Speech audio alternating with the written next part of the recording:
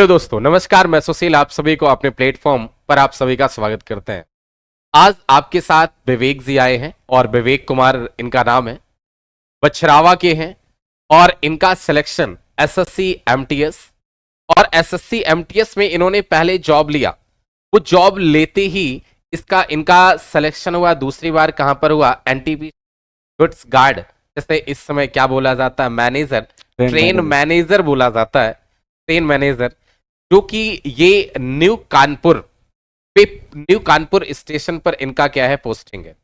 आज इनका आप सभी के साथ इंटरव्यू लाने का उद्देश्य मकसद केवल एक ही है, क्योंकि आप सभी इस बात को जान पाए कि हाँ भाई सिलेक्शन यहां से भी होते हैं। पहला तो ये उद्देश्य है। दूसरा ये उद्देश्य है कि आपको जो और भी स्टूडेंट हमारे साथ जुड़े हुए हैं उनके लिए एक नई स्ट्रेटजी मिलेगी, उन्हें एक नया जोश मिलेगा कि हमें पढ़ाई कैसे करनी है।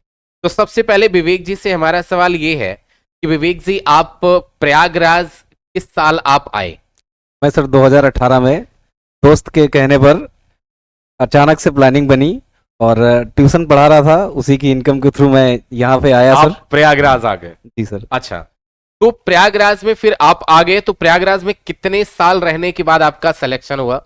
मैं सर 10 महीने के आसपास रहा हूँ, ज्यादा दिन नहीं रह आपका पाया। 10 महीने में सिलेक्शन हो गया? जी सर। यहाँ पर कई सारे ऐसे भी विद्यार्थी हैं जिन 2-3 साल लग जाते हैं फिर जाके सिलेक्शन होता है, लेकिन हाँ, सिलेक्शन उनका भी होता है जो लगातार लगे होते हैं।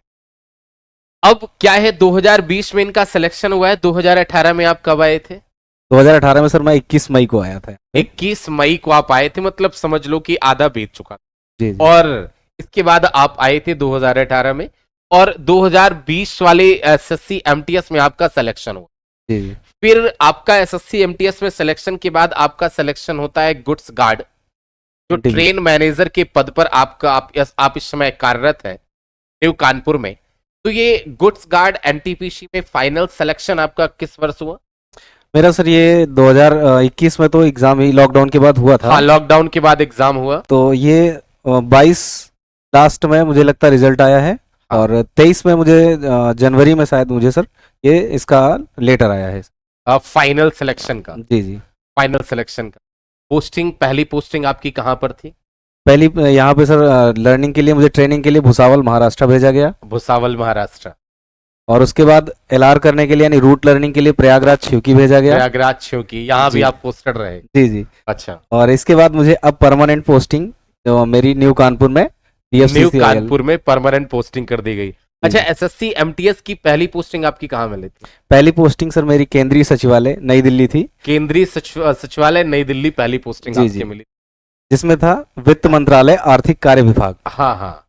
अच्छा, तो ठीक है, ये तो आपका सिलेक्शन हो चुका है। आप सभी जान चुके हैं कि विवेक कुमार जी का सिलेक्शन पद पर हुआ और और एनटीपीसी गुड्स गार्ड के पद पर हुआ। ये अभी भी अपनी पढ़ाई जारी रखे हुए, और किसकी आप पढ़ाई जारी अभी रखे हुए हैं? अभी सर मैं एसएससी सीजीएल का ही देख रहा हूँ। फिर से सीजीएल की अभी भी इनकी प्रिपरेशन चल रही है।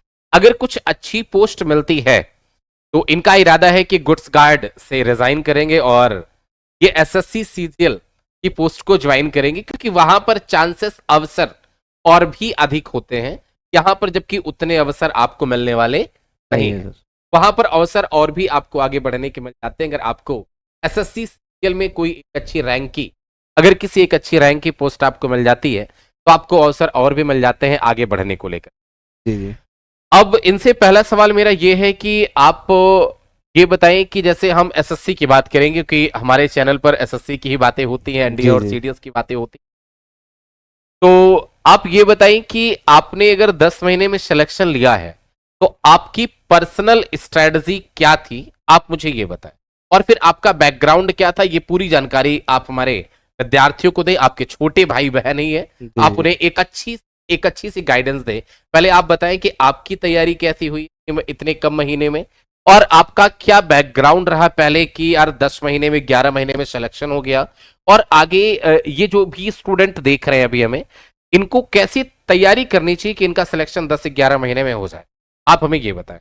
मैं सर सिलेबस कवर करके मैंने जिस हिसाब से सोचा था वो आप इकोनॉमिकली प्रॉब्लम कह लीजिए, कुछ भी कह लीजिए, उस वजह से मैं यहाँ से फिर छोड़ के चला गया था। अच्छा, यहाँ से आप 10 छोड़ के महीने। चले गए थे। जी जी। हाँ। और मैं अपने रायबरेली में ही कंपटीशन क्लासेस है तो वहाँ पढ़ा रहा था, हाँ हाँ। मैथ्स को जो है रिवीजन के तौर पे। अच्छा अच्छा। उसी में रूम रेंट निकाल रहा था और अपनी तैयारी भी कर रहा था। और लॉकडाउन से पहले ये सारे एग्जाम थे जो लॉकडाउन के बाद हुए, और उसी में सारा सर सिलेक्शन हो गया है। मतलब सबसे पहले एमटीएस का लेटर आया, फिर ये सीएचएसएल वाला था, तो और इसके बाद ये जब एमटीएस का मैं ज्वाइन कर रहा था, मतलब जैसे ही मैं ज्वाइनिंग पे गया, हाँ। उसके जैसे ही ज्वाइन करते ही ये रिजल्ट आ गया, ये आरआरबी NTPC एनटीपीसी का। हाँ हाँ। और इसमें मेरा क्योंकि पहली प्रेफरेंस ही मैंने गुड्स गार्ड डाल रखी थी, हाँ हाँ। तो सबसे पहला नंबर ही इसी का आ गया। Goods और Guard। मेडिकल भी 8-1 फिट हो गया, हाँ हाँ। और मेडिकल फिट होते ही मुझे इस पे सिलेक्शन हो गया। फाइनल प्रोसेस हो। जी जी। तो अब ये बताएं कि सबसे पहले तो ये है कि अगर किसी स्टूडेंट को, मैं पहले इंग्लिश की बात करना जी जी। कि अगर उसे इंग्लिश सबसे पहले तैयार करना चाहिए तो कैसे करना चाहिए? मतलब इतना सारा वोकैबुलरी हो जाता है, एनोनिम्स, कॉम्प्रिहेंशन का पोर्शन, इसके सिवाय ग्रामर का पोर्शन, तो उसे कैसे तैयार करना चाहिए, ये आप कुछ बताएं। देखिए सर, जो मेरा एक अपना तरीका था मैं वो बता रहा हूँ कि क्योंकि सर बहुत से लोगों की अलग अलग स्ट्रेटजी होती है। हाँ, अलग अलग है। मैं यहाँ पे आया तो सबसे पहले मैंने सिलेबस कवर किया, सिलेबस कवर किया द स्पीड से ही। हाँ हाँ। और उसके लास्ट टाइम मुझे आपके बैच के बारे में पता चला, तो मैं हाँ। 1 महीने प्रैक्टिस बैच करके चला गया। हाँ। और फिर उसके बाद लॉकडाउन में मैंने देखा कि आप भी ऑनलाइन आ गए, हाँ हाँ। तो मैंने इंग्लिश पहले से जो पढ़ी हाँ हाँ। वो तो थी, वो तो लेकिन जो स्कोर का बूस्टअप था वो कहीं ना कहीं नहीं हो पा रहा था। कभी 12, 13, 14, क्योंकि यूपी बोर्ड का स्कोर सर हाँ, वैसे- श्योर वो होता है। तो ये था। फिर मैंने क्या किया हाँ। कि आपके प्रैक्टिस बैच को एज अ मूवी बना लिया। मतलब डेली देखना ही देखना है, भले नोट्स ना भी बनाए तो भी डेली में करता हूँ। नहीं, देखिए प्रैक्टिस बैच क्या है ना, कि प्रैक्टिस बैच, विवेक जी मैं आपको बता दूं कि अभी तक इतने सारे बच्चों का सिलेक्शन, और जहां तक सिलेक्शन मेरे को लगता है कि इंग्लिश को ही लेकर के सिलेक्शन रुकता है। जी जी। अगर वो प्रैक्टिस बैच रेगुलर, अगर ज्यादा नहीं रेगुलर, अगर प्रैक्टिस बैच का एक सेशन वो ले ले, जी जी। जो आपने कहा एक मूवी जैसे, जी जी। अब खाना बना रहे बस सुनते जाएं केवल, जी जी। जो वर्ड में जितने आप जानते हैं कि एक वर्ड के लगभग 50 वर्ड हम लिखवाते हैं, बिल्कुल सर। अगर उतने वर्ड अगर वो केवल क्या करे, केवल लिखते हुए जाए, ना लिखे, केवल बस डेली सुने, उसे रिकॉर्डेड फॉर्म में ही सुन ले, अगर वो डेली सुन ले तो मुझे लगता है कि वो एग्जाम में जो है बहुत ही बेहतर कर पाएंगे। क्या मेरा कहना सही है? बिल्कुल सर, मेरे खुद हाँ। 24 मार्क्स ऑलरेडी थे एसएससी एमटीएस 2019 के बैच में। और हाँ, उसके बाद से मेरा सीजीएल में भी लगातार 20 प्लस ही रहता था। 20 और प्लस ही रहता था। उसके बाद 2020 या 21 के बैच में मेरे एमटीएस में 25 आउट ऑफ 25 भी थे इंग्लिश में। 25 आउट ऑफ 25 थे। और ये अभी भी मतलब मेरे बैच से इनरोल्ड है, प्रैक्टिस बैच से, क्योंकि ये एसएससी सीजीएल की तैयारी कर रहे हैं। और इनका मैं भगवान से यही प्रे करूंगा कि इन्हें एसएससी सीजीएल जो इनकी ड्रीम पोस्ट है जरूर मिले, क्योंकि मेहनती है। क्योंकि इन्होंने पहला सिलेक्शन एमटीएस में लेने के बाद फिर गुड्स गार्ड में सिलेक्शन लिया, फिर इसके बाद एसएससी सीजीएल के लिए जारी है, मतलब मेहनती विद्यार्थी हैं। तो मैं भगवान से यही प्रे करूंगा कि इनका सिलेक्शन एसएससी सीजीएल में जो इनकी ड्रीम पोस्ट हो, उस पोस्ट में इनको सिलेक्शन मिले। अब ठीक है, ये इंग्लिश की बात हो गई। मैथ्स की बात हम करना चाहेंगे। मैथ्स की तैयारी कैसे करे विद्यार्थी? कि पहले सिलेबस को कवर करे। जी, सबसे पहला काम है हमें सिलेबस कवर करना है। और सिलेबस को ज्यादा ब्रॉड में नहीं लेके कवर करना है, मिनिमम रखना है कि एक बार ब्रॉड पढ़ने के बाद हाँ। आप मिनिमम प्रयास करिए ताकि रिवीजन करने में प्रॉब्लम ना हो। रिवीजन करने में प्रॉब्लम ना हो। जी। देखिए, हमारा किसी भी सब्जेक्ट को लेकर के हमारा जो नजरिया है वो केवल इतना ही है कि सबसे पहले तो आप ऐसा करें कि पहले तो सिलेबस को कंप्लीट कर लें। सिलेबस को कंप्लीट करने के बाद कुछ ना करें, केवल प्रीवियस ईयर क्वेश्चंस को करें। अगर आपने आज का इतने सारे पेपर होते हैं ऑनलाइन में, अब तो अगर 3 साल के पेपर को आपने रिवाइज कर लिया तो मुझे लगता है कि आपको सिलेक्शन से कोई रोक ही नहीं सकता। जी जी, एसएससी के लिए तो सही कहा ना? वो सीजीएल हो, सीएचएसएल हो, एमटीएस हो, सीपीओ हो, अगर आप तैयारी कर लें, अगर आप 3 साल के पेपर का सिलेक्शन की तैयारी कर लें तो फिर आपको सिलेक्शन से कोई रोक भी नहीं सकता है। बस आपको केवल इतना ही करना है, इसके अलावा कुछ और आपको नहीं करना है। कुछ और विद्यार्थियों को, हमारे विद्यार्थियों को, अपने छोटे भाई या बड़े बहन को, अब आपके छोटे भाई होंगे, इस छोटे बहन होंगे जी इसमें, जी। क्या आप कुछ जानकारियां और भी देना चाहते हैं जो आपको लगता है कि आगे आप सभी के लिए जो भी देख रहे हैं इन सभी के लिए यूजफुल होगा, कुछ एक्स्ट्रा इन्फॉर्मेशन और देना चाहते हैं आप? देखिए सर, कोई भी चीज इम्पॉसिबल नहीं होती है। सबसे पहले अगर मैं अपने बारे में बता दूं तो मैं खुद एज ए गांव में लेबर था, क्योंकि खेत थे नहीं, तो गांव में एज ए लेबर काम करना पड़ता था। मैं 11th-12th में वही अपना समझ लीजिए कि खाना पीना बनाने का सालक में जा रहा था। हाँ, फिर उसके बाद से जब 12th का रिजल्ट मेरा 61.8% आया, हाँ, तो जब 61.8% अगर यूपी बोर्ड का 2014 में रिजल्ट जब आया, हाँ, तो उस टाइम ये हुआ कि अभी सब लोग बोलने लगे कि अब ये मतलब रिजल्ट तो बेकार है, तो अपना काम हम सीखना चाहिए। लेकिन फिर पता नहीं क्यों ऐसा मन से आवाज आई कि नहीं चलिए, अब 12 साल तो पढ़ चुके हैं, 12 साल और देते हैं। और उस कैलकुलेशन में मैंने कहा अगर मेरा ग्रुप डी भी निकलता है तो मैं कहीं ना कहीं अपनी लाइफ को थोड़ा आने वाली पीढ़ी को अच्छा दे पाऊंगा, क्योंकि वैसे भी मेरे पास है ही नहीं कुछ, तो मैं क्या दूंगा? खोने के लिए कुछ है ही कुछ नहीं, है ही तो नहीं हमारे दूंगा पास। क्या? बिल्कुल सही बात बिल्कुल, है। कहते हैं ना सर, जिस इंसान के पास कुछ नहीं होता वो बहुत खतरनाक हो सकता है। वो बहुत खतरनाक हो सकता है भाई, उसके पास खोने के लिए कुछ है ही नहीं, ठीक है, तो वो क्या खो सकता है आखिर, वही जब उसके पास कुछ खोने के लिए है ही नहीं। तो वहीं से सर मैंने फिर ट्यूशन पढ़ाना स्टार्ट किया, और धीरे धीरे मैंने फिर पीछे मुड़ के कहीं नहीं देखा। मतलब आप समझ लीजिए, तब स्कूल एक छोटा पकड़ा 1500 रुपये महीने का मिलता था, वहां से जर्नी शुरू किया। फिर धीरे धीरे धीरे धीरे 2016, 17, 18 बीता। 18 में दोस्त ने बताया, तो आप समझ लीजिए दोस्त ने बताया, वो नहीं आ पाया। 20 मई को स्कूल बंद हुआ, मैं 21 को यहाँ आ गया। अच्छा, जिसने बताया वो नहीं आ पाया, वो उसके बाद और आप आ गए? जी जी। अच्छा, तो वो अच्छा, इन्होंने मेरे से अभी आकर के जब ये अभी आए, तो जब मतलब इस वीडियो को शूट करने से पहले इन्होंने केवल एक शब्द कहा था मेरे से कि सर मुझे नहीं लगता था मेरा सिलेक्शन होगा। याद है आपको अभी? बिल्कुल सर, वो तो सर मतलब कुछ मुझे ये नहीं था, आप समझ लीजिए। तो ये एनटीपीसी का मेरा सिलेक्शन हुआ है। हाँ, हाँ। इसमें मैंने एनटीपीसी सिर्फ प्रयागराज से इसलिए डाला कि मेरा सिलेक्शन नहीं होगा। अच्छा। और ग्रुप डी मैंने मुंबई डिवीजन से डाला था, क्योंकि मुझे लगा कि मैं 18 में नौकरी नहीं पाया, हाँ। तो 19 में मुझे ग्रुप डी निकाल करके सबसे पहले वहां से डालो जहां कट ऑफ कम जाती। तो मैंने मुंबई से डाला ताकि मेरा सिलेक्शन हो जाए, नौकरी एक मिल जाए। हाँ। और एनटीपीसी में इसलिए था कि कंपटीशन बहुत मुश्किल था, तो इस वजह से मैंने कहा कि इलाहाबाद से ही डालो, सिलेक्शन होना नहीं है। हाँ। और लेट और हुआ वही एग्जाम, सिलेक्शन हो गया। एग्जाम लेट हुआ। हाँ। उसके बाद चीजें बदली, मैंने अपनी तैयारी को और धार दिया, और इधर सिलेक्शन हुआ। और 86.33 मार्क्स थे मेरे एनटीपीसी में। अच्छा, आउट ऑफ 120 में। आउट ऑफ 120 जी, तो इसमें जो है मेरा लेवल 5 में सिलेक्शन हुआ था। तो गुड्स गार्ड में ये था कि लोग बोलते थे कि सैलरी अच्छी होती है, हाँ, हाँ। तो इस वजह से मैंने पहले प्रेफरेंस ही डाल दिया था कि मेन मैटर तो मेरे लिए उस टाइम पैसा सैलरी कर तो रहा था। अच्छी है, ठीक है। जी। अब सैलरी मैं रिवील नहीं कर सकता हूँ, जी, वही वो मैंने पूछ लिया है, जी। ठीक है। सैलरी अच्छी है, सैलरी मतलब बढ़िया है, ठीक है, और सैलरी वास्तविक रूप से बढ़िया है। लेकिन एक बात है कि देखिए, एसएससी सीजीएल की पोस्ट भाई कुछ और ही है। बिल्कुल सर, सही कहा है। देखिए वहां पर कुछ और ही मजा है, ठीक है। कुछ चीजें सर होती है ना, जो हाँ। जिनकी लड़ाई हम जब तक प्रयास रहेगा तब बिल्कुल तक सही करते बात है। रहेंगे। जब तक आपकी अभी है, आपके पास एज है, अभी आपके पास टाइम है, तो आप कर सकते हैं सीजीएल की तैयारी। तो आपसे ये कहना चाहूंगा कि ये बताइए कि रीजनिंग के लिए जो स्टूडेंट है वो तैयारी कैसे करें? रीजनिंग सर, एक बार आप किसी भी यूट्यूब चैनल से आप सिलेबस कवर करके बस प्रीवियस ईयर पे आए बस।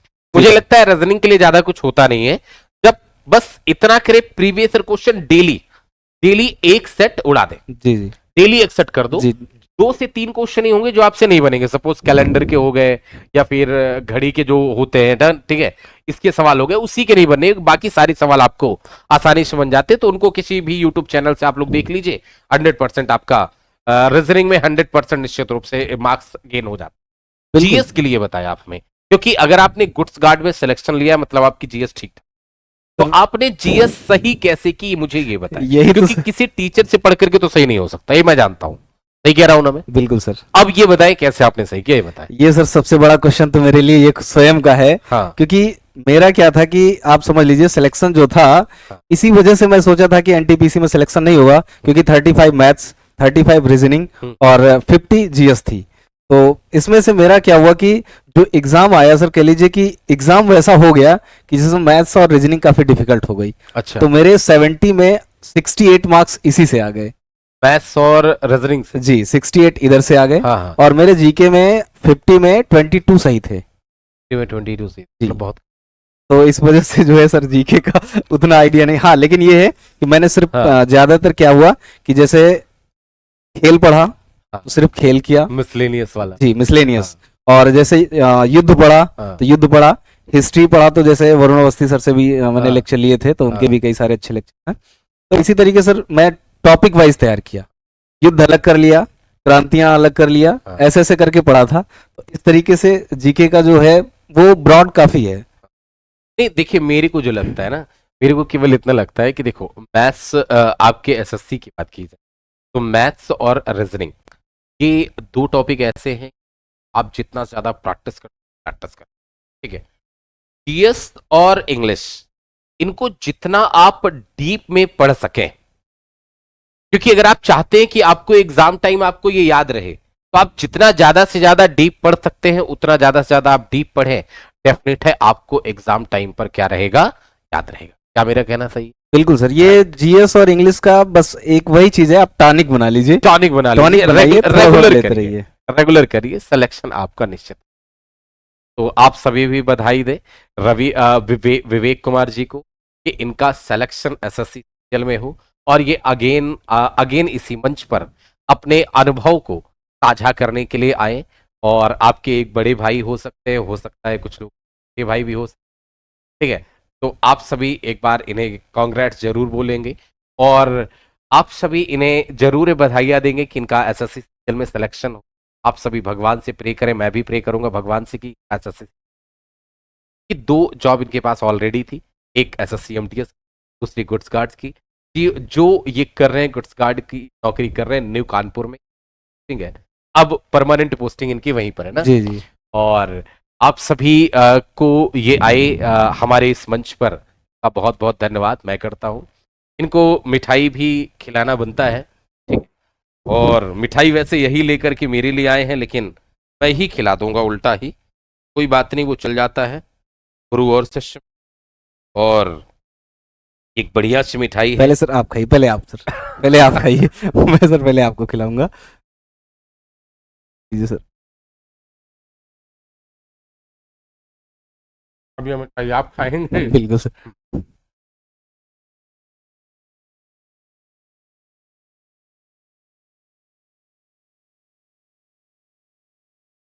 तो देखियो, हम लोगों ने मिठाई ठाई खा लिया है, और भैया इसी तरीके से आप अपने परिवार में सहयोग बनाए रखें, इसी तरीके से आप लोग बीट एग्जाम्स का सहयोग करें। निश्चित रूप से मैं आपको बहुत ही आगे लेकर के चलूंगा, इंग्लिश के क्षेत्र में बहुत ही आगे लेकर के चलूंगा, बहुत ही आप चीजों को बढ़िया सिखाऊंगा चीजें। तो आज के लिए इतना ही। सभी को नमस्कार, सभी को राम राम, आदाब, एक सत श्री अकाल। कुछ विवेक कुमार जी की तरफ से है, कुछ विवेक कुमार जी कहना चाहते हैं।